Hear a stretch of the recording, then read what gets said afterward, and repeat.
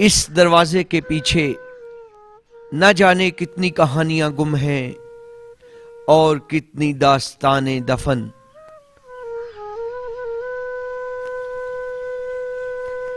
ये कहानी एक ऐसे इंसान की है जिसे किस्मत की बेवफाइयों ने जिंदगी के एक ऐसे मोड़ पे ला खड़ा किया कि जमाना जिसे दीवाना कहने लगा।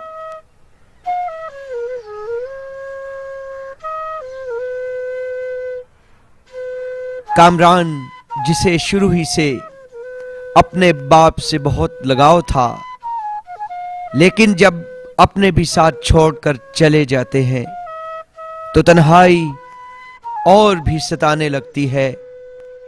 तमन्नाओं की मासूम कलियां मुरझाने लगती हैं। उम्मीदों और उमंगों का सूरज तारीकियों में डूबने लगता है। हर सू अंधेरे ही अंधेरे फैल जाते हैं और यूं प्यार और मोहब्बत की इन बेसाखियों के बगैर जीवन के दुश्वार रास्ते और भी ज्यादा कठिन हो जाते हैं। माएं अपने लख्ते जिगर का घर बसाने के लिए खूबसूरत ख्वाब देखती हैं, मगर पलक झपकते ही अरमानों और उम्मीदों के शीश महल टूट जाते हैं। कामरान, हाँ मेरा पुत्र आ गए। जी अम्मा जी, की हाल ने? मैं तो तेरे घर बिस्तरा पे बिछानी आ, मैं तेरे घर हूँ पुत्र, मैं तेरे नाल को गल्ला करनी आ। तू क्यों परेशान रहने ते मेरे को की तो परेशान पुत्र ते मैं तेरी शादी चकरा पीर साहबा ने मेरे को आखा है जेरे दौरे पौने ने प्यू दे मोया वो तेरी ठीक हो जाएंगे इंशाल्लाह। शादी कर ले, शादी तू जरूर कर ले। मेरा आखा मन चा, मेरी बुढ़ी है, मैं कबूर ते कम ते फिरदी पईया ते मैं मर पोसा ते मैं तेरी खुशी ते देख गिना तो तू जरूर मेरी गल मान ले। अम्मा जी, मैं शादी किस तरीके कर सकदा? मैं तो बेरोजगार हाँ, मैं तो अपना बोझ भी नहीं चुक सकदा। शादी तक बहुत मुश्किल है। मैं शादी तो बाद एक बहुत ज्यादा जिम्मेदारियां होंदी ने। अम्मा जी, मैं किस तरह करांगा? बहुत मुश्किल है करना, ये जिम्मेदारियां लेना बहुत मुश्किल है। पुत्र मैं तेरी खुशी देखना चाहनी हूँ, मैं बड़ी दुखी हाँ, परेशान हाँ, मैं केरे पासे मन ले मेरी गल पुत्र, दुखी मां दी मन ले। अम्मा जी, अल्लाह ते को सेहत दे सी, मेरा हाथ दा टोटा, मेरी अखियां दा नूर ते को अल्लाह सेहत दे देगा। अम्मा जी बिल्कुल मन्नांगे, जिस तरह तुसी कहोगे उसी तरह ही करेंगे। और फिर इस टूटे हुए शीश महल की किरचियों की चुभन उम्र भर के लिए इंसान के वजूद को बेरंग और बेवजह कर देती है।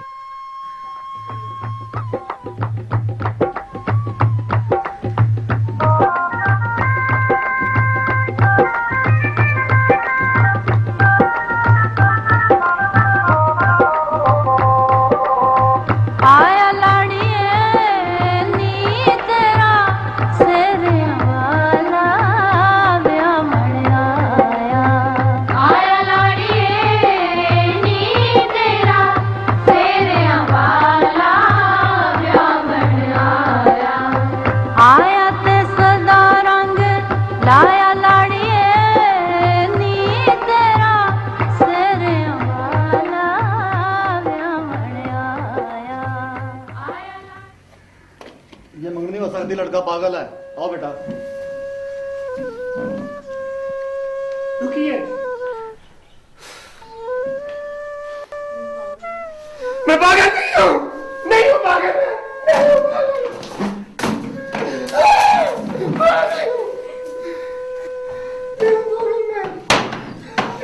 पागल, नहीं हूँ पागल, नहीं हूँ मैं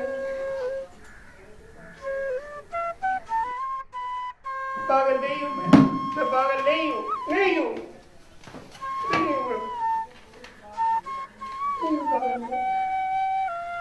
पागल नहीं हूँ मैं। जब जिंदगी की कोई उम्मीद बाकी नहीं रह जाती, आस निराश में बदल जाती है, जब सारे ख्वाब बिखर जाते हैं, मासूम उमंगों का खून हो जाता है, हर सू तारीकी, वीरानगी और मायूसी छा जाती है। अच्छा कामरान, आप मुझे ये बताएं कि जब आप अकेले बैठे होते हैं, आपके इर्द गिर्द कोई नहीं होता, तो क्या आपको ये महसूस होता है कि इंसानों की बोलने की आवाज़ें आपके जहन में आ रही हैं? जी, ऐसे महसूस होता है मुझे कि कोई मेरे से बातें कर रहे हैं।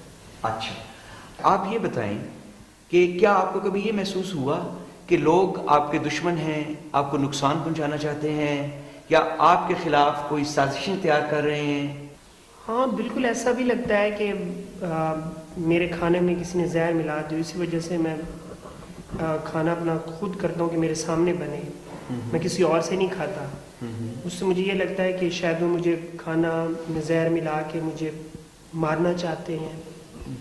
और बाकी जादू तो बिल्कुल करते हैं मेरे रिश्तेदार, क्योंकि मैं बड़ी अच्छी बांसुरी बजा लेता हूँ, तो उससे चांस है कि मेरी बहुत ज़्यादा शोहरत होगी। तो इस शोहरत की वजह से वो मेरे से इतने जलते हैं कि वो ये चाहते हैं कि मेरी जो है ना, मैं बांसुरी बजा के इतनी शोहरत हासिल ना करूँ। आपको ये शक है, ये यकीन है कि लोग आपके दुश्मन हैं और आपके खिलाफ हैं? मुझे बिल्कुल यकीन है ये डॉक्टर साहब, मुझे बिल्कुल यकीन है। अच्छा माँ जी, मैंने कामरान को देखे, जिस तरह बाकी इंसान के जिस्म की बीमारियां होती हैं, पेट की बीमारियां हैं, दिल की बीमारियां हैं, इस तरह दिमाग की भी ये एक बीमारी है जिसको हम शिज़ोफ्रेनिया कहते हैं, और ये काबिल इलाज है। सिर्फ शर्त ये है कि इसका इलाज बाकायदगी से किया जाए और दवाएं बाकायदगी से दी जाए। डॉक्टर साहब, ऐसा लगता है कि मेरी ज़िंदगी ख़त्म हो गई है, मेरी आंखों के सामने अंधेरा आ गया है और मुझे सब कुछ धुंधला धुंधला सा नज़र आने लग गया है। और बाज़ औक़ात तो मुझे ऐसा लगता है कि अब कोई रोशनी नहीं है मेरे सामने, सब कुछ ख़त्म हो गया है, कुछ भी नहीं रहा मेरे साथ। कुछ मैं क्या करूँगा, मैं कुछ भी नहीं कर पाऊँगा। जिंदगी का पपीहा बांसुरी की लय पे पी कहाँ कहता दूर आसमानों की गुमनाम वुसअतों में खो जाता है।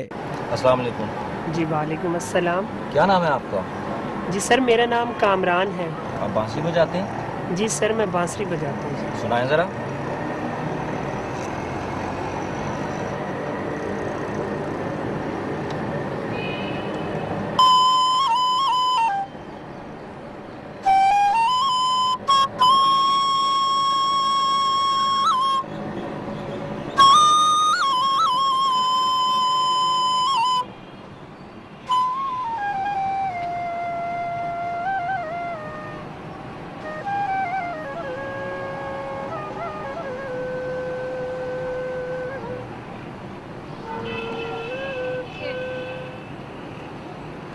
वाह वाह वाह वाह, आपने ये हीरा कहाँ छुपा रखा था?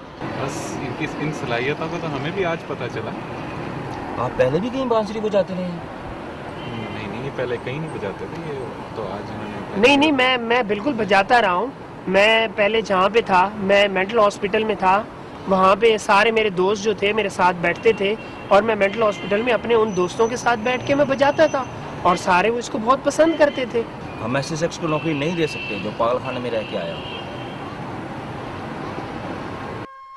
एक वक्त आता है जब जिंदगी में उम्मीदों के तमाम रास्ते बंद हो जाते हैं, राहें खो जाती हैं और मंजिलें तीरगिए शाम की धुंध में गुम हो जाती हैं। तमन्ना दम तोड़ने लगती है तो हमारे अंदर का इंसान भी एक शिकस्त रेख्ता सहराओं में भटकते मुसाफिर की तरह हिम्मत हार के अपने आप को सहराओं की गूंजती पुरसरार खामोशी के हवाले कर देता है।